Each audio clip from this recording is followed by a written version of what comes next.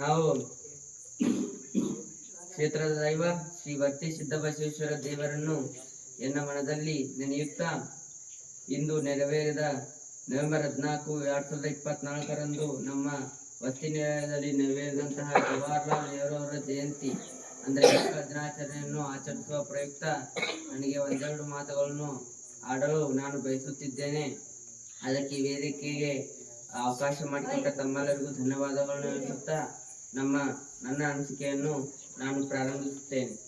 ನಮ್ಮ ಜವಾಹರ್ಲಾಲ್ ನೆಹರು ಅವರು ಭಾರತದ ಸ್ವಾತಂತ್ರ್ಯ ನಂತರ ಪ್ರಥಮ ಪ್ರಧಾನಿಯಾಗಿ ಕಾರ್ಯನಿರ್ವಹಿಸಿದ್ದಾರೆ.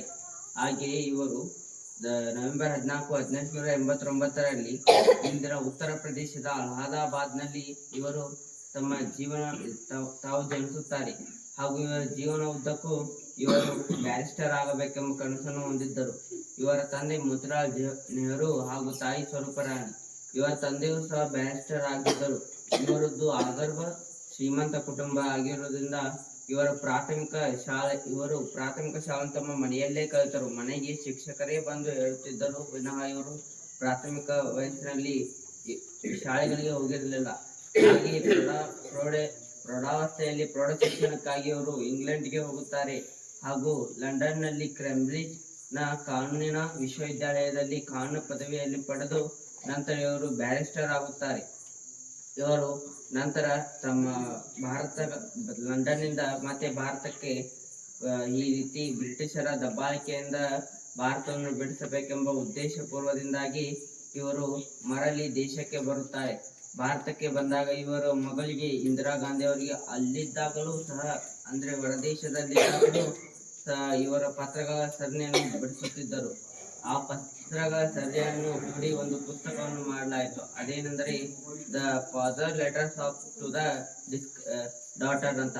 ಹಾಗೆ ಇವರು ಹಲವಾರು ಬಾರಿ ಜೈಲಿಗೂ ಸಹ ಹೋಗಿದ್ದರು. ತಮ್ಮ ಜೈಲಿನ ಒಂದು ಅವಧಿಯಲ್ಲಿ ಇವರು ಒಂದು ಪುಸ್ತಕವನ್ನು ಬರೆಯುತ್ತಾರೆ. ಅದು ಜಗತ್ ಪ್ರಸಿದ್ಧ ದಿ ಡಿಸ್ಕವರಿ ಆಫ್ ಇಂಡಿಯಾ ಎಂಬ ಪುಸ್ತಕವನ್ನು ಬರೆಯುತ್ತಾರೆ.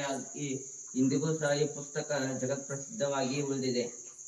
ಈ ಪುಸ್ತಕದಲ್ಲಿ ಭಾರತದಲ್ಲಿ ಹೇಗೆ ಸ್ವಾತಂತ್ರ್ಯ ಪಡೆಯಬೇಕೆಂದು ಕ್ರಾಂತಿಕಾರಿ ಹಾಗೂ ಮಂದಗಾಮಿಗೆ ಎಲ್ಲ ವಿಷಯವನ್ನು ಈ ಪುಸ್ತಕವು ತೋರುತ್ತದೆ. ಹಾಗೆ ಇನ್ನೊಂದು ಪುಸ್ತಕವಾದ ತಮ್ಮ ಮಗಳಿಗೆ ಪತ್ರಗಳನ್ನು ಬರೆದ ಸರಣಿಯಲ್ಲಿ ನಮ್ಮ ಭಾರತದ ಸಾಮಾಜಿಕ ಸಾಂಸ್ಕೃತಿಕ ಪರಂಪರೆಯ ಬಗ್ಗೆ ಹಾಗೂ ದೇಶದ ಮೇಲಿನ ಭಕ್ತಿಯ ಬಗ್ಗೆ ಹೇಗೆ ವಿವರಿಸಿದ್ದಾರೆ ಅಂದರೆ ತುಂಬಾ ಸರಳವಾಗಿ ವಿವರಿಸಿದ್ದಾರೆ. ಹಾಗೆಯೇ ಇವರು 1929ರಲ್ಲಿ ರಾಷ್ಟ್ರೀಯ ಕಾಂಗ್ರೆಸ್ ಅಧಿವೇಶನದ ಅಧ್ಯಕ್ಷರಾಗಿದ್ದರು.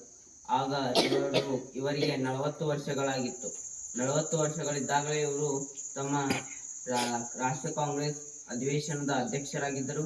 ಹಾಗೂ ಅದಾದ ನಂತರ ನವೆಂಬರ್ 26, 1930ರಲ್ಲಿ ಲಾಹೋರ್ ಅಧಿವೇಶನದಲ್ಲಿ ಪೂರ್ಣ ಸ್ವರಾಜ್ಯ ಎಂಬ ಭಾರತವು ಒಂದು ಪೂರ್ಣ ಸ್ವರಾಜ್ಯ ಎಂಬ ಘೋಷಣೆಯನ್ನು ಮಾಡಲಾಯಿತು 1930ರಲ್ಲಿ. ತದನಂತರ ಇವರು 1947 ಆಗಸ್ಟ್ 15ರಂದು ಭಾರತಕ್ಕೆ ಸ್ವಾತಂತ್ರ್ಯ ಬಂದಾಗ ಇವರು ಭಾರತದ ಸ್ವಾತಂತ್ರ್ಯ ನಂತರದ ಪ್ರಥಮ ಪ್ರಧಾನಿಯಾಗಿ ಕಾರ್ಯನಿರ್ವಹಿಸಿದ್ದರು. ಹಾಗೂ ಇವರು ಸಹ ಇವರ ಪ್ರೇರೇಪಣೆಯಿಂದಲೇ ತಾವು ಸಹ ಪ್ರಧಾನಿಯಾಗಿದ್ದರು.